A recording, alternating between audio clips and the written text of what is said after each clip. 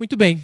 Então, a nossa aula de hoje é sobre o batismo, mais um dos meios de graça, um dos 4 meios de graça que nós estamos abordando aqui. Falaremos do batismo. O batismo é o primeiro dos sacramentos que nós vamos abordar. Nós entendemos biblicamente que existem apenas 2 sacramentos. Diferente de alguns outros segmentos religiosos, nós entendemos que existem então apenas 2 sacramentos. São eles o batismo e a ceia do Senhor. Os 2 sacramentos. E os 2 são meios de graça, ou seja, são meios pelos quais o Senhor ministra diretamente aos crentes da sua graça, da sua presença, do seu ensino, do seu espírito, do seu favor. E hoje nós vamos falar desse sacramento, que é o batismo e que também é um meio de graça.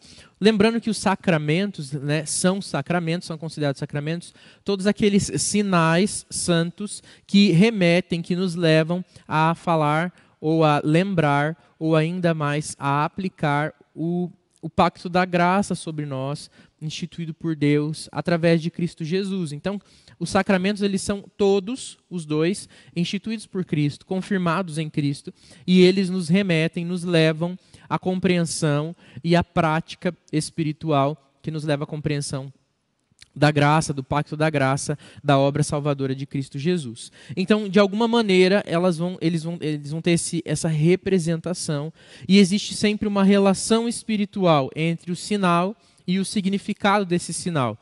Não é apenas um ato ritualístico, ainda que ele seja um rito, ele não é um ato ritualístico, ele não é apenas o significado em si mesmo.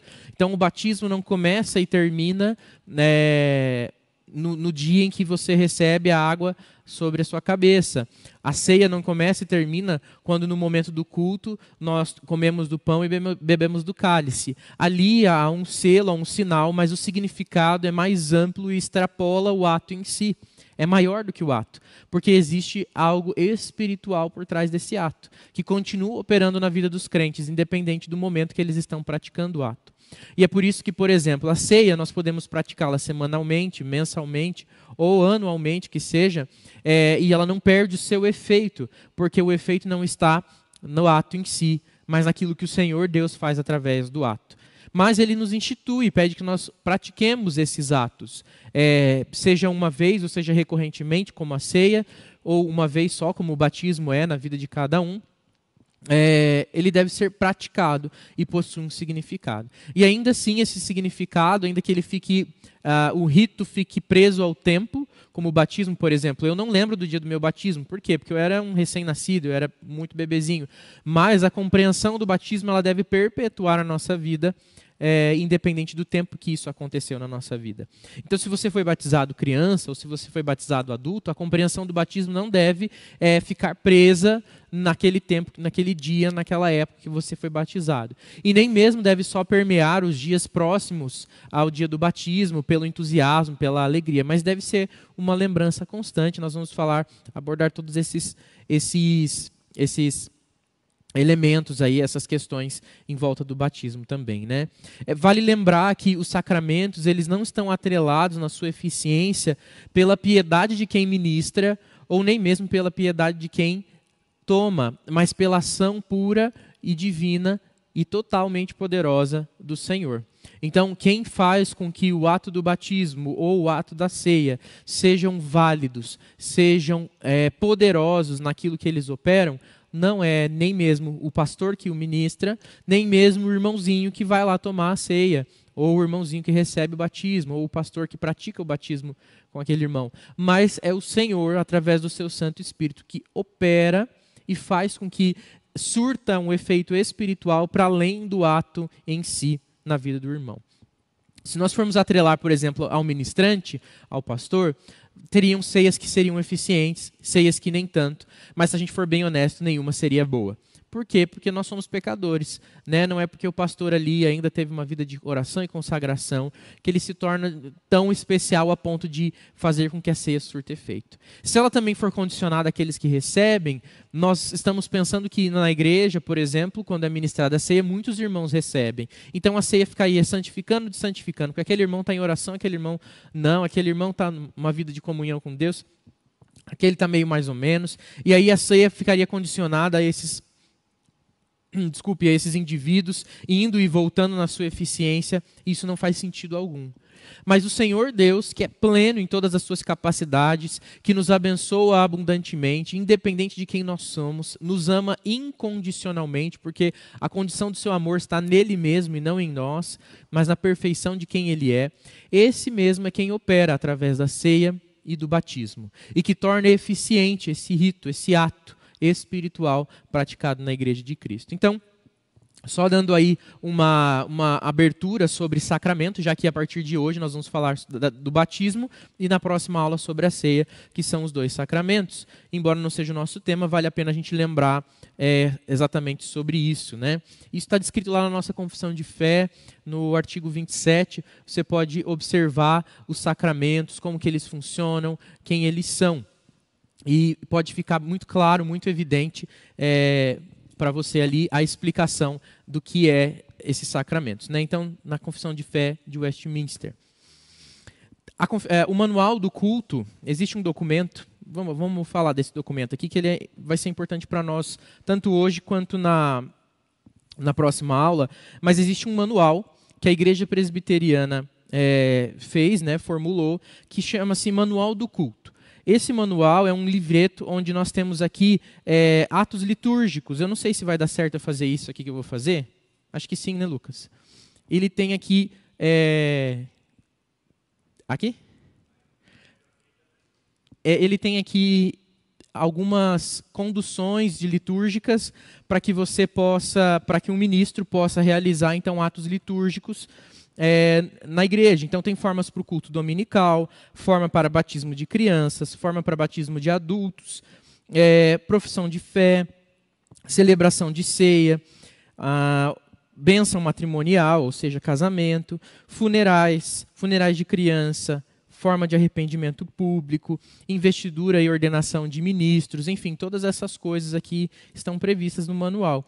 E ele traz, então, esse guia, essa forma de a gente conseguir perceber, conseguir ministrar esses atos litúrgicos de maneira mais tranquila, vamos dizer assim, né? Então, se existe alguma dúvida, a gente recorre aqui. Mas ele também, dentro dele, acaba vindo um conteúdo muito legal, porque, por exemplo, quando ele fala do batismo de crianças, ele já, junto na proposta de liturgia que ele faz, ele tem explicações sobre isso. E tem conteúdos muito preciosos ali. Eu quero citar um desses conteúdos, por exemplo, quando ele fala sobre sacramento, que ele fala que o sacramento do batismo é um sacramento de iniciação na igreja visível de Cristo. Ou seja, através do batismo, as pessoas são iniciadas, são adicionadas à igreja visível de Cristo. Então já temos aí uma primeira pista, um primeiro direcionamento do que é o batismo. Ainda muito simples, muito incipiente, né, muito inicial esse conceito, mas ele já aponta para nós o que o batismo é. Ele é uma porta de entrada, ele é um rito de iniciação para a igreja visível. Vamos falar um pouquinho rapidinho desse conceito de igreja visível e igreja invisível. A igreja visível é a igreja literalmente que pode ser vista. São todos aqueles que entram dentro dos templos, que participam, que comungam de uma instituição religiosa que proclama o Senhor Jesus Cristo como único e suficiente Salvador, segue a palavra de Deus, a Bíblia, como sua única regra de fé e de prática, e vive os preceitos que ali contém. Essas igrejas formam a igreja visível de Cristo. Isso é maior do que a igreja presbiteriana ou qualquer outra denominação. É a igreja que serve ao Senhor. Porém, nem todos os elementos ou membros ou participantes, como queiram chamar, da igreja visível fazem parte de fato da igreja invisível. Então, qual é a igreja invisível? A igreja invisível é aquela formada pelo conjunto de todos os crentes, de todos os tempos, passado, presente e futuro, que de fato foram alcançados pela graça do nosso Senhor. Por que ela é diferente da igreja visível? Não é só porque ela é irrestrita temporalmente, mas porque nem todos que estão sentados nos bancos da igreja de fato pertencem a Deus. Puxa, que informação é essa, né? Informação chocante. Então, a gente precisa analisar o nosso coração constantemente, porque às vezes nós estamos em um processo religioso, mas não numa vida espiritual. Então a gente precisa realmente ser questionado e se questionar e se colocar diante do Senhor para sabermos se fomos realmente alcançados. Aqueles que são alcançados pela graça de Cristo Jesus, eles contêm em si uma certeza da salvação, que não vem de si mesmo, que não vem do próprio mérito, que não vem de uma autoconfiança, mas vem da operação do Espírito Santo de Deus sobre nós. E esses fazem parte tanto da igreja visível quanto da igreja invisível. Então a igreja, o sacramento do batismo, o meio de graça que o batismo é um sacramento de iniciação na igreja visível de Cristo, é o que diz o manual do culto da IPB. Ele diz também que o nosso Senhor Jesus Cristo instituiu esse sacramento para ser parte, para ser de nossa parte, aliás, nossa parte, os crentes, né, aqueles que anseiam pela presença de Deus, que foram tocados pelo Espírito Santo, é um meio de nós declararmos a nossa fé e da parte do Senhor um meio de assegurar aos crentes as bênçãos do ato divino, que justifica pelo sangue de Cristo e que regenera e santifica pelo Espírito Santo. Então veja que é uma obra da Trindade sobre nós, que nos assegura das bênçãos da aliança de Cristo conosco, ou melhor, de Deus conosco pelo sangue de Cristo, onde nós somos regenerados e santificados pelo Espírito Santo. E da nossa parte, uma declaração firme de fé, um compromisso com aquilo que nós proclamamos ser a nossa fé. Então é um ato muito sério. Só por esses elementos é um ato muito sério. O batismo é um ato que você expressa sim a sua fé. Vai ser importante para a gente sempre divisar um pouco da compreensão sobre o batismo de adultos e o batismo de crianças, porque eles possuem uma implicação ligeiramente diferente, justamente porque no adulto a gente possui um entendimento e a criança a gente não tem esse mesmo entendimento. Ainda mais quando nós falamos de batizar crianças recém-nascidas, com poucos meses, com 1 ano que seja, 2, elas ainda não possuem uma compreensão nítida e clara da obra redentora de Cristo Jesus, suficientemente para fazer uma escolha voluntária ou para fazer uma decisão voluntária, né? Ainda que a salvação não seja escolha nossa, mas de Deus sobre nós. Mas para conseguir voluntariamente e ter consciência suficiente para declarar a sua fé. Não estou aqui negando que existem crianças que surpreendem a nossa limitação e o nosso desejo de colocar Deus numa caixinha, e mesmo numa idade tão pequena, afirmam com grande convicção que creem no Senhor Jesus Cristo, que são filhos de Deus, que anseiam pelo céu, que entendem a sua condição de pecador. Eu conheço histórias aí de crianças muito pequenas, 2, 3 anos, que fizeram confissões claras da sua fé e que possuem uma vida com Deus, mesmo sendo ainda tão pequenos. E o Senhor é capaz de fazer isso na vida dessas crianças. É Ele mesmo quem constrói isso no coração das crianças e que firma esse propósito no coração das crianças. Mas, de qualquer forma, o entendimento do batismo para os infantes e para os adultos, ele vai ter algumas diferenças importantes da gente destacar, né?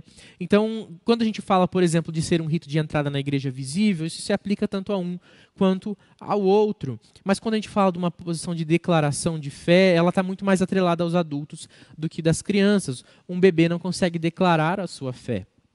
Mas os pais declaram a sua fé e, por isso, incluem o seu filho nesse pacto da aliança. E ali no ato do batismo, eles se comprometem a levar esse filho, essa criança, ao conhecimento contínuo da palavra de Deus, de quem Cristo Jesus é, para que em tempo oportuno ele seja também levado a declarar a sua fé pela sua maturidade.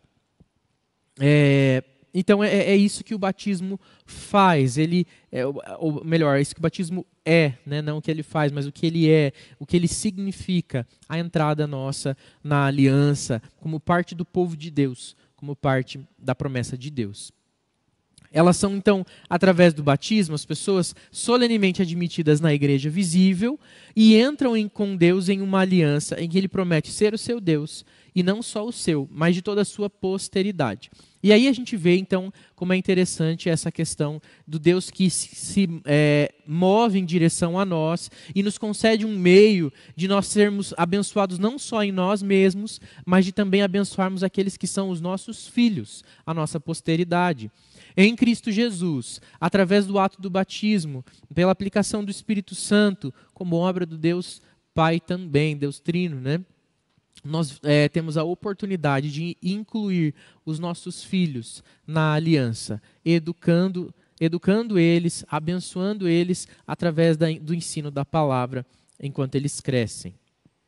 Então a gente vê que Deus olhou não só com favor para aqueles que são capazes de serem incluídos na aliança pelo seu entendimento, mas ele também abençoou as famílias. O Senhor faz isso diversas vezes na palavra de Deus. Ele sempre inclui as famílias quando ele vai falar das suas bênçãos. E nós vemos alguns exemplos, quando ele abençoa a família de Isabel, Zacarias, pais de João Batista.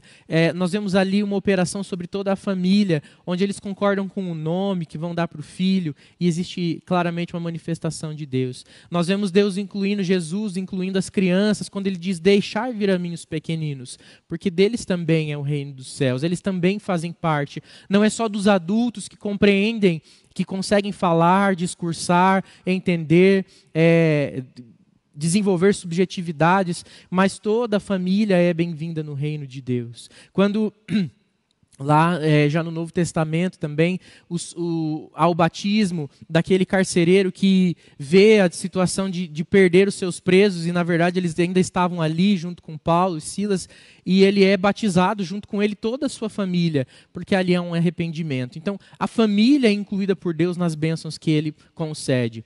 Quando nós vemos Abraão, quando ele circuncida não só a si, mas também aos seus filhos, e não só a si e os seus filhos, mas também aqueles que eram seus empregados, escravos, todos aqueles que eram servos, estrangeiros dentro da sua casa, todos foram circuncidados, porque a marca da aliança vinha sobre toda a casa de Abraão.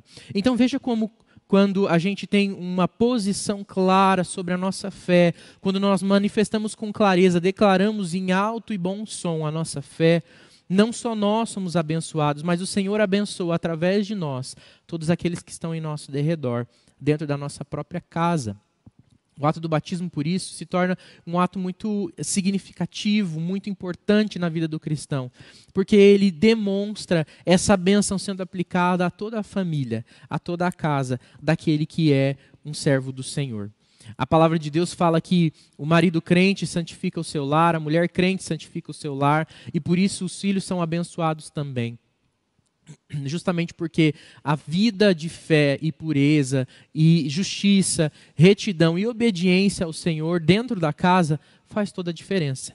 Provérbios 22:6 diz: ensina a criança no caminho em que se deve andar, e ainda quando for velho, não se desviará dele. Justamente porque a vida dos pais, ela, com Deus, né, ela redunda em grandes bênçãos sobre a vida dos filhos. E se nós vemos então que isso não tem acontecido, há que se questionar também a fé dos pais. Eu não estou dizendo aqui, né, que a culpa é sua simplesmente, mas eu quero dizer que nós precisamos refletir que tipo de pais nós temos formado dentro das nossas igrejas, para vermos também os tipos de filhos que têm sido formados dentro da igreja. Uma amiga minha que trabalha com pedagogia, trabalha com ministério infantil, ela uma vez me disse assim: filho é sintoma. Filho é sintoma do lar, o filho reflete a sua casa, reflete o casamento dos seus pais, reflete a união dos seus pais com Deus. Pais comprometidos com o Senhor ensinam seus filhos a serem também comprometidos com o Senhor em todas as coisas. E eu não digo aqui ensinar a vir à igreja, não digo aqui simplesmente ensinar a fazer parte de ministérios, liderar na igreja, ou até mesmo ter um coração servil dentro da igreja. Mas eu digo aqui de amar a Cristo sobre todas as coisas. Amar a Deus com toda a sua força, com todo o seu coração, com todo o seu entendimento. Viver uma vida completamente submetida a Deus. É inevitável que aquele que prova da graça do Senhor dentro da sua casa não seja também conquistado por ela quando crescer.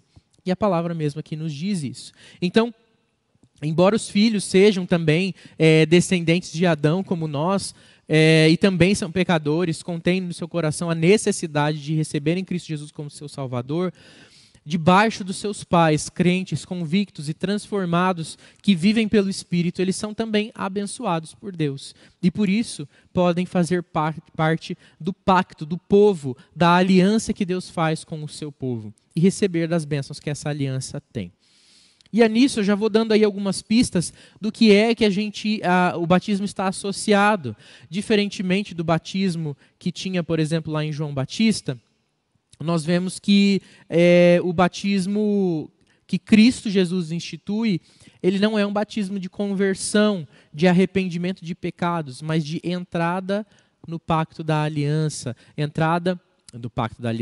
na aliança da graça, no pacto da graça, né? No povo de Deus.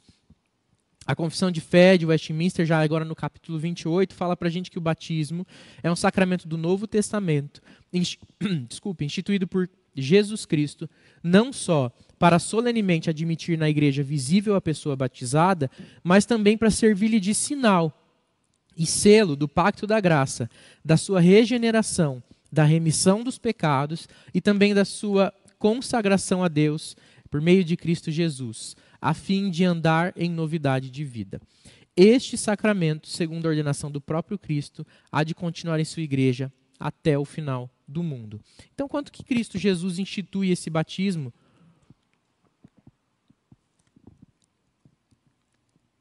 diferente desse batismo de João Batista, né? Vale lembrar também antes que a figura do batismo, ou a figura desse rito de purificação existe já no Antigo Testamento. Mas nenhum desses remetem diretamente ao que o batismo significa para nós hoje, senão a própria circuncisão em si. Em Mateus capítulo 28, versículos 18 a 20, lembre aí de pegar a sua caneta, o seu papel, para você ir anotando. Mas os textos bíblicos, né, e as informações, mas eu vou ler para vocês agora aqui Mateus 28, de 18 a 20, que diz: Jesus, aproximando-se, falou-lhes, dizendo: toda autoridade me foi dada, no céu e na terra. Portanto, vão e façam discípulos de todas as nações, batizando-os em nome do Pai, do Filho e do Espírito Santo, ensinando-os a guardar todas as coisas que tenho ordenado a vocês. E eis que estou com vocês todos os dias, até o fim dos tempos. Jesus, então, institui com base na autoridade que foi recebida por ele, da parte de Deus Pai. E com essa autoridade, ele mesmo firma uma prática, o batismo. Não só o derramar de água, mas o batismo que é feito em nome do Pai, do Filho e do Espírito Santo. E isso significa ainda mais do que simplesmente fazer isso debaixo da autoridade de Deus Trino, mas o em nome do Pai, do Filho e do Espírito Santo remete para nós o entendimento de que nós somos convidados a entrar na relação com o Pai, o Filho e o Espírito Santo através do batismo. Então, é muito forte realmente isso que Jesus fala para nós. E ele dá a firmeza de que isso deve continuar, porque ele estaria conosco todos os dias. Então, é pelo seu poder que essa prática se sustenta, e não pela prática em si. Temos aqui alguns comentários, e eu gostaria de parar para ler esses comentários, para que a gente não perca aí o timing do comentário, né? O Reinaldo diz para nós aqui, o irmão Reinaldo do Prado: o batismo em si não é um sinal público do arrependimento dos pecados? Se sim, como pode um bebê ter conhecimento do que é pecado? O Guilmar Jacinto diz graça e paz aqui, dá bom dia.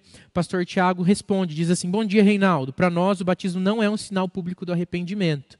O batismo serve como sinal e selo do pacto da graça, da união com Cristo, da regeneração, do perdão dos pecados e da consagração a Jesus Cristo. Veja que essa palavra sinal, ela é muito importante. O ato em si não nos traz a regeneração, a remissão dos pecados, a união com Cristo, mas ele é um sinal de que isso acontece na vida dos crentes, daqueles que declaram a sua fé em Cristo Jesus. De fato, para nós, Reinaldo e qualquer outra pessoa que esteja em dúvida em relação a isso, o batismo não é um ato que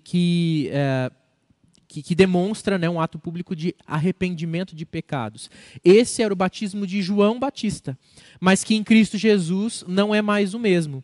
Ele muda o seu aspecto, porque ele não se relaciona mais com o processo de conversão, mas ele está associado ao processo de entrada na aliança com Deus, né, no pacto que Deus faz com o seu povo. Continuando aqui os comentários do pastor Tiago, ele diz assim, para nós, cada uma dessas coisas é uma operação divina na vida dos crentes, ou seja, é independente dos crentes, é Deus quem faz tudo isso. Por conta disso, a eficácia do batismo independe da consciência ou piedade do batizado, justamente. Então, ele não é um ato que está condicionado, né, como todo sacramento, não está condicionado na sua eficácia, nem ao ministrante e nem àquele que recebe o ato, mas ao nosso Deus que faz as coisas de maneira perfeita. Obrigado, Rev Tiago. Reinaldo, se você tiver mais alguma dúvida, pode, por favor, mandar a sua dúvida. E mais alguém que tiver, né, por favor, participe. É bem importante, é bem edificante para nós podermos compartilhar nesse momento e esclarecermos aí também essas dúvidas, né? Muito bem. Continuando, falando então justamente desse batismo do arrependimento que João Batista praticava, lá em Marcos capítulo 1, Evangelho de Marcos capítulo 1, versículos 7 e 8, diz assim, e João pregava dizendo, depois de mim vem aquele que é mais poderoso do que eu, do qual eu não sou digno nem de, curvando-me, desamarrar as correias das suas sandálias. Eu batizei vocês com água, ele, porém, os batizará com o Espírito Santo. Por que eu coloquei esse texto aqui? Nós precisamos fazer uma diferenciação aqui de compreensões sobre o batismo. Quando nós falamos de batismo de arrependimento, nós estamos falando de batismo com o Espírito Santo. O batismo que João Batista praticava, ele está associado com o batismo com o Espírito Santo. E aqui, batismo com o Espírito Santo, não estou falando de falar em línguas, receber dons extraordinários ou coisas do tipo, mas senão o total e completo arrependimento de nossos pecados, sermos alcançados pela graça através da confissão de que o Senhor Jesus Cristo é o nosso Senhor, é Filho de Deus, morreu, ressuscitou ao terceiro dia, aliás, encarnou, viveu entre nós, morreu e ressuscitou ao terceiro dia, vencendo a morte e o pecado. Afirmar que Deus é o Criador de todas as coisas, Senhor soberano sobre toda a terra, e que a partir dessa confissão, então, nós recebemos em nós a presença eterna de Deus dentro de nós, que é a vida do Espírito Santo em nós. O batismo com o Espírito Santo é a nossa conversão, é o ato de Deus sobre o homem, em direção ao homem, para fazê-lo uma nova criatura. E esse é o batismo que nos traz o arrependimento de pecados. E o batismo com água, o batismo, o rito do batismo, né, como sacramento, ele é consequência do batismo do Espírito Santo. Se move ao batismo, anseia pelo batismo, enquanto sacramento, aqueles que receberam da parte de Deus a graça de Cristo Jesus e são batizados com o Espírito Santo, receberam em si a vida do Espírito, foram regenerados. O batismo é um sinal visível de uma graça invisível que já foi aplicada. Não é no ato do batismo que acontece a purificação dos pecados. Não é no ato do batismo que ocorre a transformação, a conversão, a regeneração. Mas ele é um sinal dessa regeneração, da remissão dos pecados, da união com Cristo e da consagração das nossas vidas a Deus. Um sinal. Então, ele demonstra aquilo que Cristo já fez na vida do crente. A relação que nós temos, então, no Antigo Testamento com o batismo hoje é justamente o ato da circuncisão. O ato da circuncisão era um ato praticado, que inicia-se lá em Gênesis, né, com a família de Abraão, onde Deus faz uma marca em seu povo.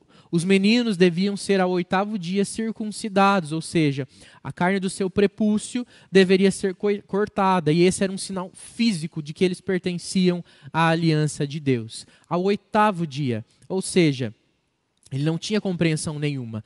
Mas justamente porque os seus pais, né, aí nesse caso de Abraão, adultos, junto com todos os adultos da sua casa, também passaram pela circuncisão já adultos. Mas justamente pela compreensão deles, pela participação deles, pela obediência deles a Deus, seriam santificados toda a sua casa, a seus filhos, a sua esposa, a sua família, e todos eles então participam. Vamos tentar pensar nisso de uma maneira mais prática? Pense que quando você tem os princípios da palavra, vive uma vida de fé em Deus, uma vida de espiritualidade profunda, a sua relação com Deus produz bênçãos no seu lar. Sejam eles bênçãos de prosperidade material, prosperidade emocional, espiritual. O Senhor abençoa toda a sua casa de várias maneiras. Ele protege os seus filhos de maus princípios, de caminhos tortuosos, e tudo isso acaba sendo desfrutado por toda a casa. Não tem como você dizer assim, não, a bênção de Deus está só sobre mim. Mas ela vem sobre mim de maneira tão grandiosa, poderosa, que ela transborda sobre aqueles que estão na minha casa, sendo eles crentes ou não. Quando chove na lavoura do crente, não chove só na porção que diz respeito a ele, e naquilo que vai ser herança dos filhos não chove, ou aquilo que seria a parte da esposa, se eles fossem dividir os bens, para de chover. Mas o Senhor faz chover sobre toda a lavoura. É um exemplo bobo, simples, mas é justamente para a gente entender que a bênção de Deus vem sobre toda a casa. E aqueles que são do Senhor dentro de um lar, eles transformam todo o aspecto e convivência desse lar. E por isso, então, que toda a família pode ser inclusa nas bênçãos da aliança e receber o sinal de que eles estão inclusos nas bênçãos da aliança, por causa de Cristo Jesus operando na vida da família. Se no Antigo Testamento, então, a circuncisão era esse símbolo, no Novo Testamento esse símbolo passa a ser demonstrado pelo batismo. E quando Jesus, então, lá em Mateus, diz que nós deveríamos ir pregar o Evangelho, né, pregar a todas as nações, fazendo discípulos em todas as nações, nós deveríamos também batizá-los em nome do Pai, do Filho e do Espírito Santo, como selo, como sinal de que eles fazem parte dessa nova aliança. Já que então há essa relação entre a circuncisão no Antigo Testamento e o batismo no Novo Testamento, nós entendemos então que, já que a mesma verdade é aplicada nos dois, as mesmas condições são colocadas nos dois. Qual eram as condições então que a circuncisão era feita e que o batismo também deve ser feito?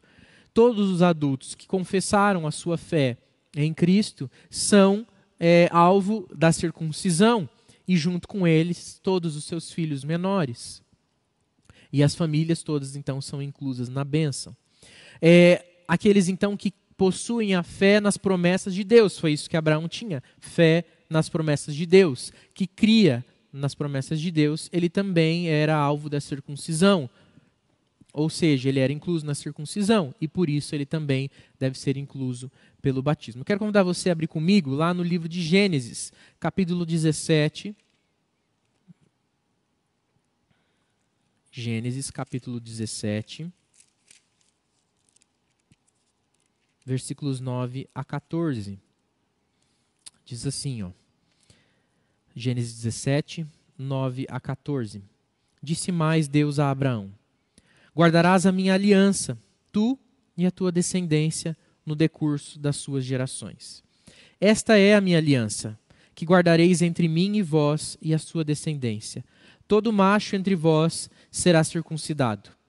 Circuncidareis a carne do vosso prepúcio, será isso por sinal de aliança entre mim e vós. O que tem 8 dias será circuncidado entre vós, todo macho nas vossas gerações, tanto o escravo nascido em casa, como o comprado a qualquer estrangeiro, que não for da tua estirpe. Com efeito, será circuncidado o nascido em tua casa, e o comprado por teu dinheiro. A minha aliança estará na vossa carne, e será aliança perpétua. O incircunciso, que não for circuncidado na carne do prepúcio, essa vida será eliminada do seu povo, pois quebrou a minha aliança. Então, quando Deus institui com Abraão a circuncisão, ele é muito claro. É um sinal da minha aliança na carne. Na carne. Até esses dias, numa das classes de catecúmenos, né, com pessoas se preparando aí para a profissão de fé, um dos alunos me perguntou, mas e as mulheres, como elas eram inclusas, né? Justamente, o batismo faz com que em Cristo, Cristo seja tudo em todos, né? E não há mais distinção entre escravo, livre, homem, mulher, grego, judeu, enfim. É o que a Bíblia fala, né? Cristo é tudo em todos. E o batismo ele vem trazer a abrangência da aliança, maior do que o que pode ser homem ou mulher, né? Ali, quando ele institui a circuncisão, entendendo então a posição do homem diante das famílias como responsável, que ainda como aquele que é protetor, provedor, Ele é aquele que conduz a sua família espiritualmente. Era nos homens que era recebido esse sinal, mas em Cristo ele abre isso para todos aqueles que são para além da geração de Abraão, mas que são benditas todas as nações em Abraão. Deus fala isso, faz essa promessa que em Abraão seriam benditas todas as nações. Ou seja, os filhos de Abraão, a descendência de Abraão é maior do que a sua linhagem de sangue, e nós estamos inclusos nessa linhagem que está para além da linhagem de sangue. Nós estamos inclusos nesse povo de Deus que é incluído através do batismo, desse sinal visível de uma graça invisível que nos alcançou. Então, para os adultos, tanto no Antigo quanto no Novo Testamento, a aliança, o batismo era a aliança que incluía todo tipo de bênção espiritual e material sobre a vida das pessoas, né? Batismo e circuncisão aqui, né? Ela também era indicada a um sinal que remetia às promessas divinas e é um ato perpétuo, ou seja, ele precisa ser praticado apenas uma vez e ele é suficiente. Mas também é perpétuo porque nunca deve ser deixado de praticar. Veja que Deus fala lá para Abraão, para você, para a sua descendência, e no decurso de todas as suas gerações, Então, enquanto tiverem gerações surgindo, elas devem passar por esse processo, serem incluídas na aliança, mediante pais crentes que declaram a sua fé e creem nas promessas de Deus. E deve ser, então, conservada pelas famílias. Quais são as promessas indicadas pelo batismo? Então, já foram ali adiantadas, né? O pastor Tiago trouxe isso para a gente, de que esse sinal de existem alguns sinais que ficam evidentes na realização do batismo, né? O primeiro deles é a regeneração, o sinal da regeneração. Uma vez que o coração do homem é corrompido pelo pecado, ele necessita da regeneração. Ou seja, ele precisa ser feito nova criatura em Cristo Jesus. E no batismo nós vemos o sinal disso, que o Senhor Jesus Cristo é o único capaz de nos regenerar, de nos fazer novas criaturas. Ela também é um sinal, em segundo lugar, da união com Cristo. Veja, são 4 sinais aí para você anotar, né? O primeiro, então, regeneração. O segundo, a união com Cristo. Nós somos unidos com Ele na semelhança da sua morte, e quem morreu justificado está do pecado, ou seja, nós morremos com Cristo, mas também vivemos com Ele. O nosso velho homem é morto junto com Cristo, mas uma nova criatura é feita em nós, através de Cristo Jesus. Nós estamos unidos completamente com Ele, somos parte da sua família, somos o seu corpo. Ele é a cabeça, nós os membros. É isso que a palavra de Deus nos fala. Então, nós somos unidos com Cristo e o batismo sinaliza essa união que nós recebemos em Cristo Jesus. O terceiro sinal é a remissão dos pecados. Uma vez que nós somos regenerados e unidos com Cristo, nós também sabemos que o olhar de Deus como juiz sobre nós é modificado, porque em Cristo nós fomos justificados. Ele nos faz justos, Ele nos substitui no seu sacrifício perfeito, e o nosso pecado, então, não precisa ser mais pago com a nossa vida, porque a vida de Cristo Jesus pagou a nossa dívida. Então nós somos unidos com Ele e somos remidos de nosso pecado, né? Nós somos livres, não somos mais escravos do pecado, mas o pecado que havia em nós é totalmente limpo e retirado em Cristo Jesus. Ele morreu por cada um dos nossos atos de pecado, mas morreu também por aquele pecado original, aquele que contamina o nosso coração, aquele que nós herdamos desde Adão e que nos impedia de termos acesso direto ao nosso Deus. Mas em Cristo Jesus nós temos acesso direto ao nosso Deus. O batismo sinaliza também a remissão de pecados. E o quarto sinal, a quarta promessa indicada pelo batismo é a da consagração. Então, já que fomos regenerados, unidos com Cristo e pecados perdoados, remidos em Cristo Jesus, nós somos convidados a nos consagrar.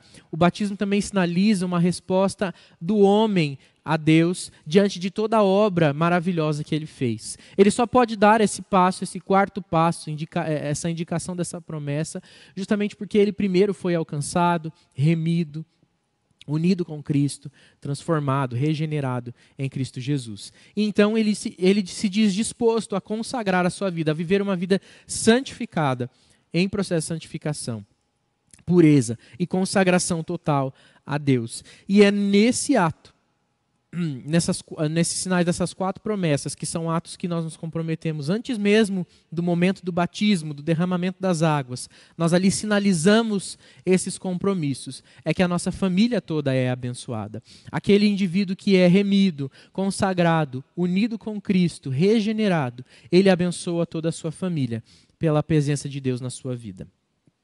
Para os filhos dos crentes, vale a gente ressaltar e falar também algumas coisas.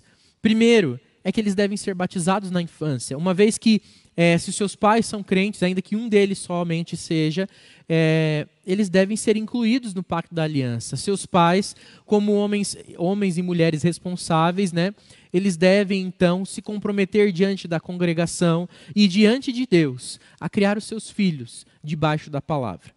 Vale lembrar aqui, nós temos nesse manual de culto, quando você faz o batismo para as crianças, algumas perguntas são feitas para os pais. Eu queria falar um pouquinho sobre essas perguntas, né? Como que acontece isso? Como que é o ato de batismo em si das crianças?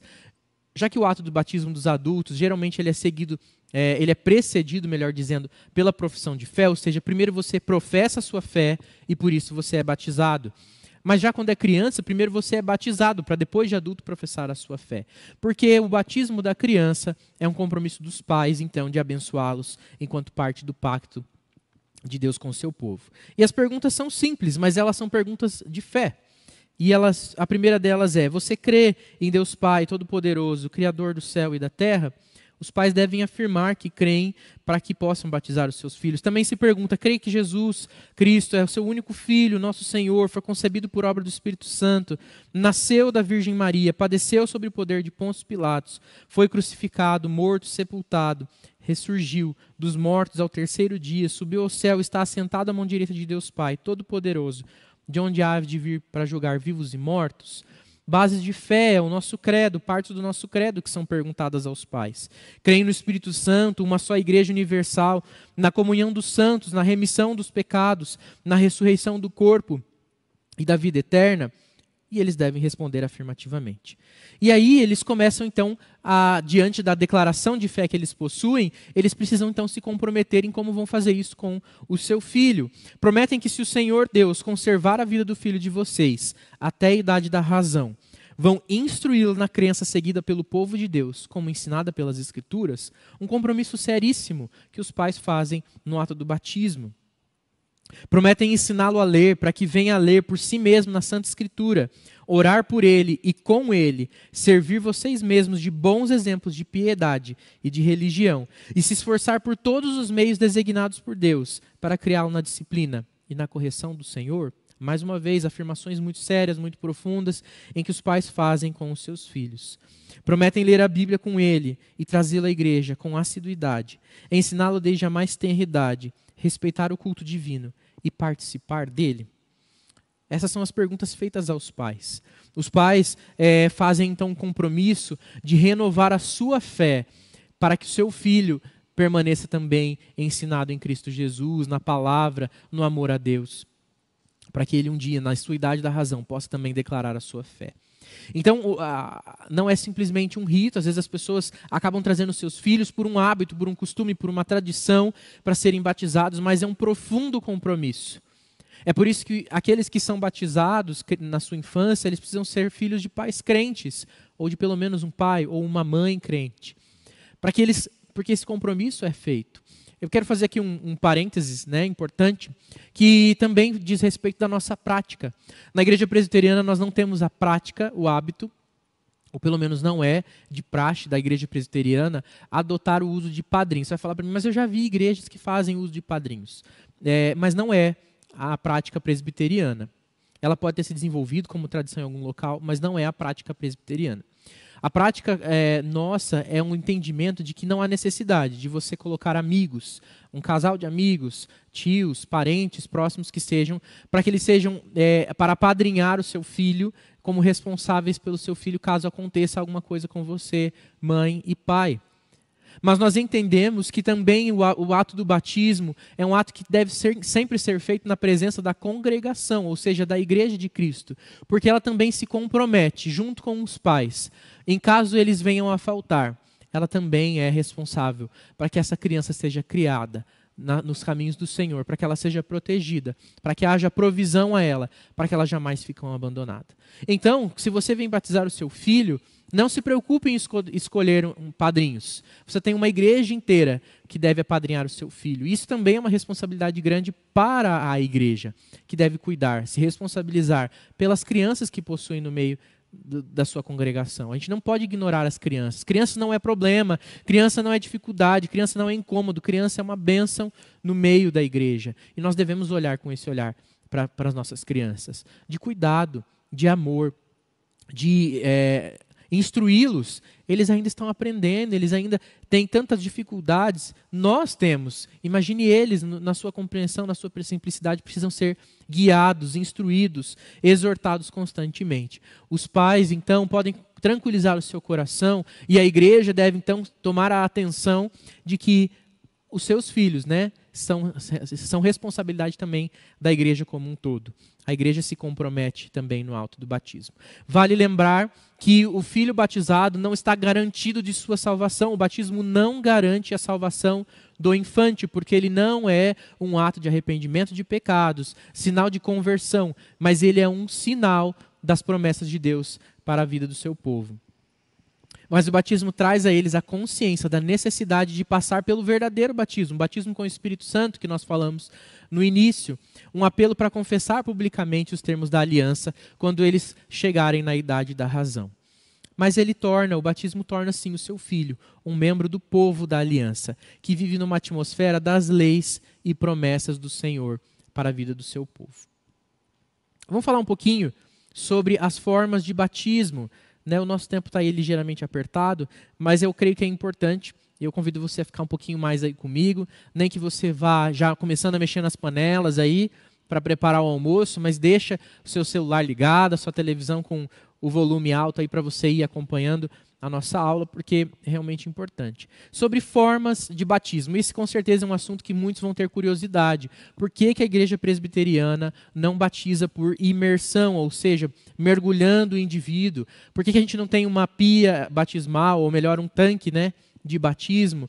Ou por que nós não vamos em rios, no mar, enfim, em qualquer lugar com grande quantidade de água para batizar? A forma do batismo em si, ela não fica clara na palavra de Deus em uma expressão única, porque a palavra batismo ela pode significar lavar, molhar, umedecer, mergulhar, purificar. A Bíblia não deixa claro, então, qual é o modo adequado do batismo. Porém, os rituais de purificação que eram feitos com água, no tempo do Antigo Testamento, por exemplo, ou mesmo aqueles que eram feitos com sangue, eles eram feitos por aspersão. Então, se pegava um ramo de uma planta chamada isopo, mergulhava no sangue, por exemplo, ou até mesmo na água, e isso era aspergido. O que é aspergir? É você espirrar com algum instrumento, Então, com os galhos embanhados, você espirrava aquilo. Era assim que o sacerdote fazia também no sacrifício, e era assim que eram feitos os rituais de purificação com água no Antigo Testamento.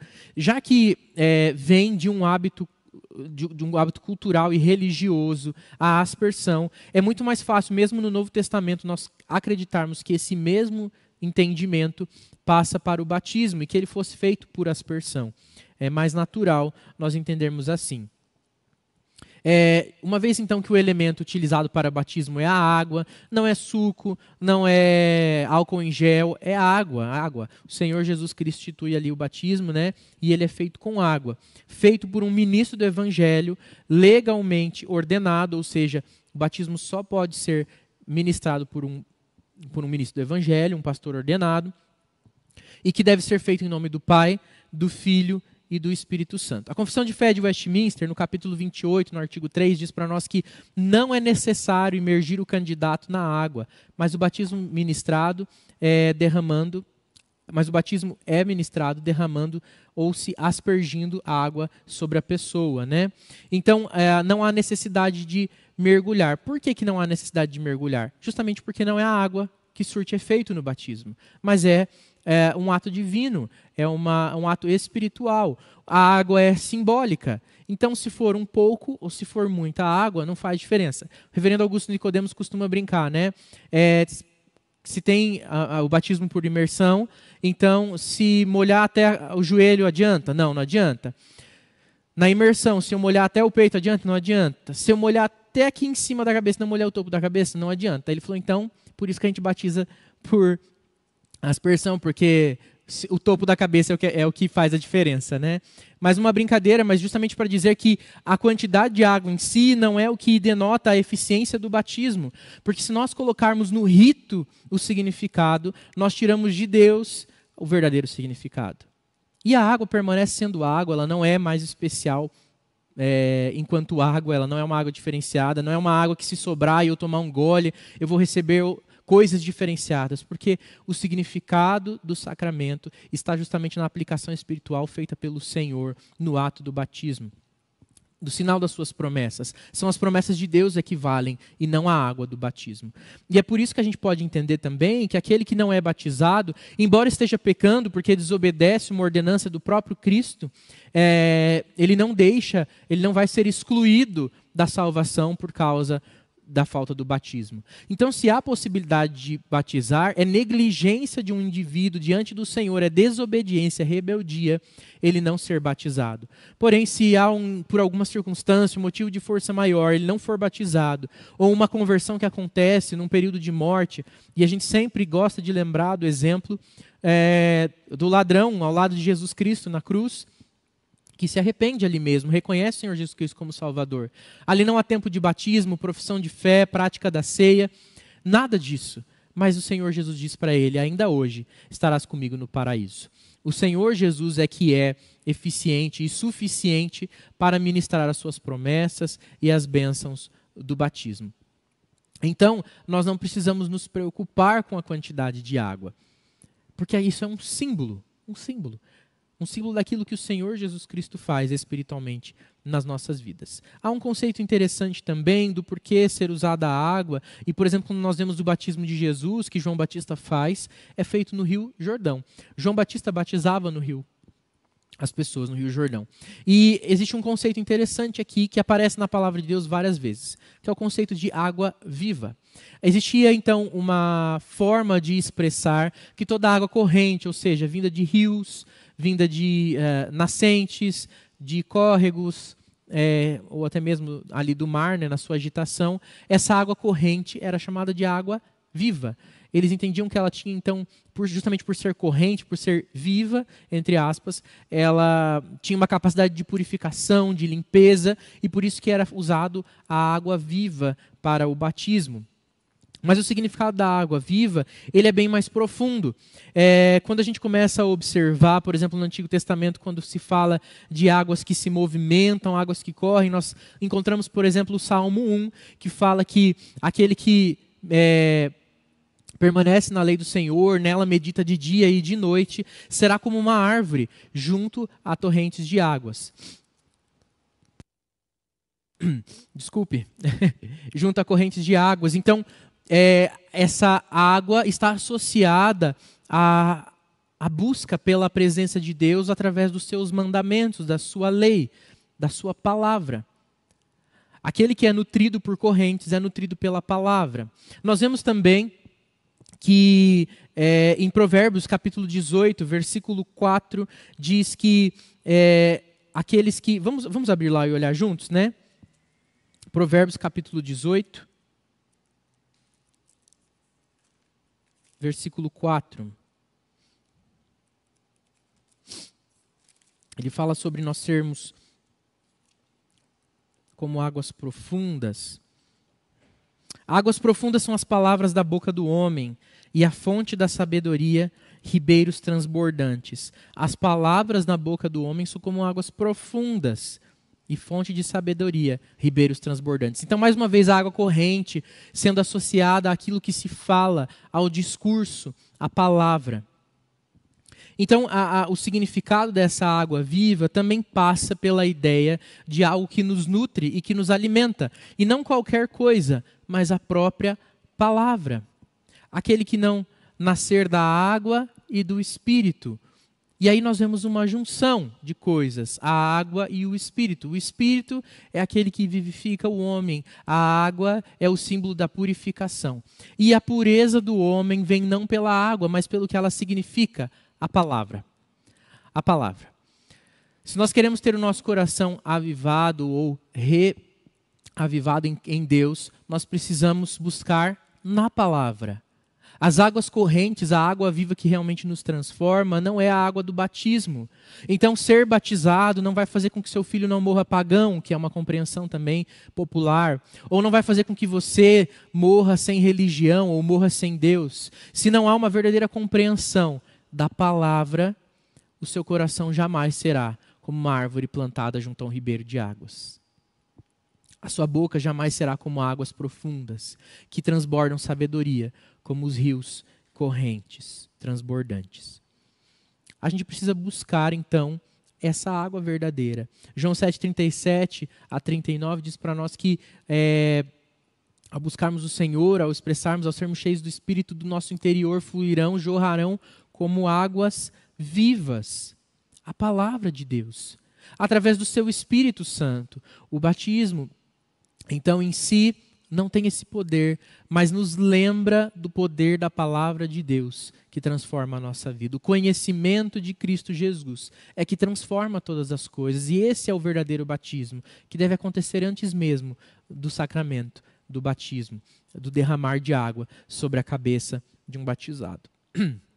É a palavra que deve nos buscar, que nós devemos buscar. Lá quando nós vemos em Efésios a armadura de Deus, ele diz que a palavra, a espada, é a espada do Espírito, que é a palavra de Deus. A palavra e o Espírito estão associados, justamente porque o Espírito é aquele que traz para nós a iluminação, para que nós possamos compreender a palavra. É por causa da ação do Espírito Santo de nós, é que nós somos então transformados, regenerados, selados com a salvação de Cristo Jesus. É uma aplicação do Espírito. E não é por acaso, então, que lá em Atos, quando há o evento do Pentecostes, quando o Espírito Santo desce sobre aqueles que eram do Senhor, eles passam não a simplesmente ver coisas, mas a falar da palavra. Porque o Espírito traz a clareza da palavra. E faz com que então as águas vivas jorrem da boca dos crentes, para que outras pessoas sejam transformadas. Olha só que interessante que esse texto diz. O discurso, então, a água corrente de Jesus, faz com que o Espírito Santo seja recebido no interior daquele que crê. O discurso desse que crê é concedido pelo Espírito Santo e produz fé em outras pessoas. Essas pessoas que recebem desse discurso, ou seja, dessa água corrente, também recebem o Espírito Santo. Elas também produzirão discursos com o mesmo efeito, pois terão o Espírito, a fonte de águas correntes. O batismo, então, faz sentido pela presença do Espírito na vida daqueles, então, que confessam, que declaram a sua fé e são batizados. Ou aqueles que confessam, declaram sua fé e batizam os seus filhos, para que no seu discurso diário, na sua fala diária, na sua forma transformada de vida pelo Espírito Santo, santifiquem a vida dos seus filhos, abençoem a vida dos seus filhos, para que eles também tenham no seu discurso, na sua fala, na sua forma de pensar, modificada, tendo a mente de Cristo e na idade da razão, possam racionalmente, com clareza, dizer: nós também cremos nesse Deus, pelo Espírito Santo que nos alcançou. É maravilhoso isso. Eu quero encerrar dizendo que o batismo não deve ser um ato esquecido no tempo. Se você, como eu, foi batizado na infância, não deixe que o significado do batismo se perca na sua vida. Prove constantemente da regeneração. Lembre-se constantemente da união com Cristo Jesus. Lembre-se também da remissão dos pecados. E lembre-se do seu compromisso de consagração com o Senhor. Quando você assistir um batismo, também seja lembrado daquilo que Deus fez na sua vida. Não permita que o batismo perca o significado ao longo do tempo, só porque ele foi feito uma vez e não precisa ser feito mais. Não quer dizer, então, que o seu significado fica perdido na história. Mas lembre-se daquilo, dos sinais que ele demonstra e que você pode provar na sua vida, pelo Espírito Santo, pela presença de Cristo conosco, até a consumação dos séculos, o fim de todas as coisas. Por fim, a salvação de alguém não depende do seu batismo, seja qual for a forma de sua administração. Batismo é um sinal exterior e tem que ser confirmado por uma experiência interior. O nosso Salvador é Jesus Cristo, que faz a sua obra de salvação mediante o Espírito Santo habitando em nós. O batismo é importante por ser uma ordenança divina. Por ele, tanto os pais quanto os filhos assumem a responsabilidade impagável diante de Deus, que é o juiz de todos nós. Diante disso, nós vemos que o batismo é um grande privilégio, uma grande alegria, e deve ser levado com toda a seriedade, com todo o compromisso pelos crentes. Eu espero que você seja impactado por essa palavra, que seja algo que realmente transforme a sua visão sobre o batismo. Nós temos alguns comentários aqui, e eu não quero perdê-los também.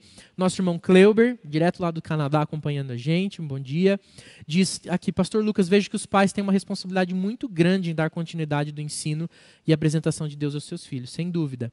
E em Juízes 2:10 vemos que quando a geração que saiu do Egito e entrou na terra prometida morreu, a Bíblia diz que veio outra geração que não conhecia o Senhor, já que naquela época o ensino religioso era a responsabilidade dos pais. Parece que eles falharam nessa missão. Sabe, Cleuber, eu vejo que às vezes nós também podemos estar falhando nessa missão. Nós vemos não poucas vezes filhos que não permanecem na igreja, não têm desejo de permanecer na igreja.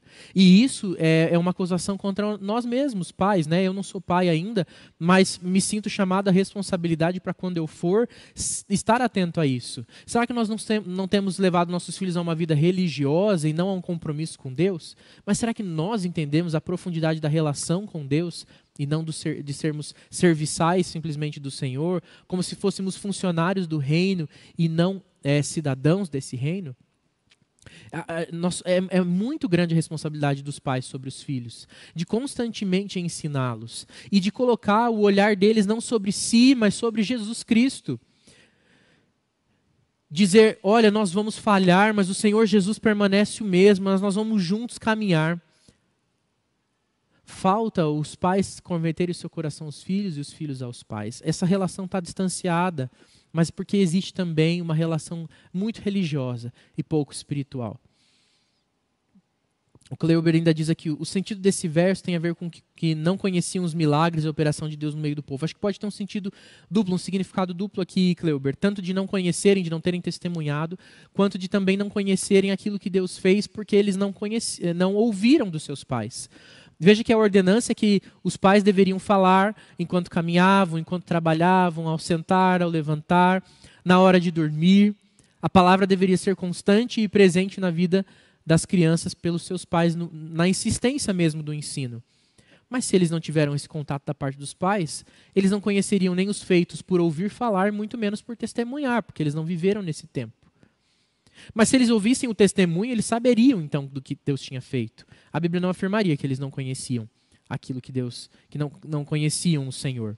Eu creio que houve sim uma negligência dos pais. A irmã Sarai fala, o batismo não está vinculado da quantidade de água, e sim obediência à prática da palavra. No ato do batismo, os pais assumem total responsabilidade, não apenas de educar os seus filhos no Evangelho, mas viver o Evangelho da graça dia a dia como testemunho da fé. É verdade, Sarai, é verdade mesmo. Né? A gente precisa lutar contra o pecado constantemente, porque o pecado dos pais reflete na vida dos filhos, né? Mas também o pedido de perdão dos pais diante do Senhor, a recaminhada, né? A recondução da caminhada, o conserto, também reflete na vida dos filhos dos crentes. E a gente precisa ficar atento a isso. O nosso presbítero Ademir, querido presbítero Ademir, disse que os pais da igreja, Irineu, Cipriano e outros, no 2º e 3º século depois de Cristo, fizeram menção da necessidade dele, de também os infantes serem batizados, exatamente. E o pastor Tiago confirma aqui, dizendo que a igreja do Novo Testamento provavelmente batizava crianças, exatamente. Não é uma prática dos presbiterianos, mas é uma prática que vem da igreja primitiva. E mais, as primeiras ilustrações ou pinturas de batismo do século II mostram as pessoas sendo batizadas por aspersão. Aliás, isso é bem curioso, porque mesmo em igrejas muito antigas, que hoje são igrejas católicas, se você olhar vitrais, pinturas, aparece Jesus no Rio Jordão, mas João pegando a água e colocando sobre a cabeça, porque existia realmente essa compreensão do batismo sendo feito. Embora a gente às vezes tenha uma compreensão automática, João Batista batizava no Jordão, que é o que diz. Isso não quer dizer que ele mergulhava, assim como não quer dizer que quando fala que João Batista batizava no deserto, que ele jogava as pessoas, rolava elas na areia. Né? Cômico, mas verdadeiro. Então, a forma do batismo em si, ela está muito mais ligada ao significado do que à quantidade de água disponível. E é por isso que a gente deve se deter ao significado e não à quantia de água. O Reinaldo do Prado aqui citou Atos 2,38. Vamos lá, vamos dar uma olhadinha lá, que fala da promessa, né, dos pais aos filhos. Eu acabei pulando esse texto que eu tinha ele aqui no meu esboço, mas é um texto importante, então vamos ler juntos lá. Atos 2.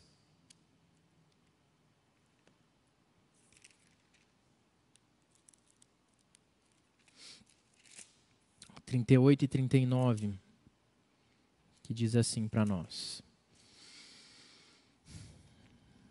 Respondeu-lhes Pedro: arrependei-vos e cada um de vós seja batizado em nome de Jesus Cristo, para a remissão dos vossos pecados, e recebereis o dom do Espírito Santo, pois para vós outros é a promessa, para vossos filhos e para todos os que ainda estão longe, isto é, para quantos o Senhor Deus, nosso Deus, chamar. Veja que o ato do arrependimento, ele precede o batismo, mas ele não é dado no batismo. O batismo não é o arrependimento, mas é sinal de arrependimento. Então ele digam, se arrependam. E aí cada um de vós seja batizado. Há um aditivo aqui, e cada um de vós seja batizado. Mas sem arrependimento não faz sentido o batismo, porque o batismo em si não traz arrependimento. Ele é sinal da promessa de Deus sobre o seu povo. O presbítero Ademir também lembra que em Atos 2,38, Pedro discurso especialmente para adultos em Jerusalém, justamente. Para adultos, né, que podem compreender a sua fé, declarar a sua fé e então serem batizados. Assim acontece em vários episódios, como Filipe e o eunuco, né, que ele ouve a explicação da palavra, entende aquilo e diz: o que impede que eu seja batizado? Nada. Há um arrependimento, existe água disponível, é feito o batismo. Então o batismo sinaliza dele a entrada no povo, é o pertencimento do povo, uma vez que ele se arrependeu dos seus pecados e confessou Jesus Cristo como seu Salvador. Isso que é o batismo. Irmãos, devido ao avançado da nossa hora, eu não quero aqui me delongar, mas quero antes ainda saudar mais algumas pessoas que chegaram. O irmão Robério, que nos saudou aqui, o irmão Eliel Mariano Garcia, lá no Facebook, a nossa querida irmã Vera Lúcia Jansson também, um abraço, minha irmã, que bom ter você aqui também.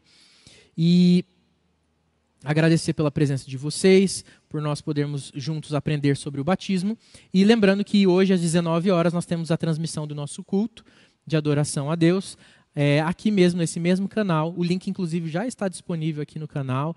Você pode já deixar ele ali salvo, reservadinho, para às 19 horas você se conectar e acompanhar a transmissão. Você também pode participar dos cultos presenciais através do link de inscrição, que é disponibilizado nos grupos. Se você não está no grupo de WhatsApp da igreja, você pode, então, pedir através de uma mensagem no Facebook ou mesmo no Instagram, uma mensagem direta lá, mande para a gente uma mensagem no Messenger, uma mensagem direta no Instagram, que a gente disponibiliza para você o link de inscrição.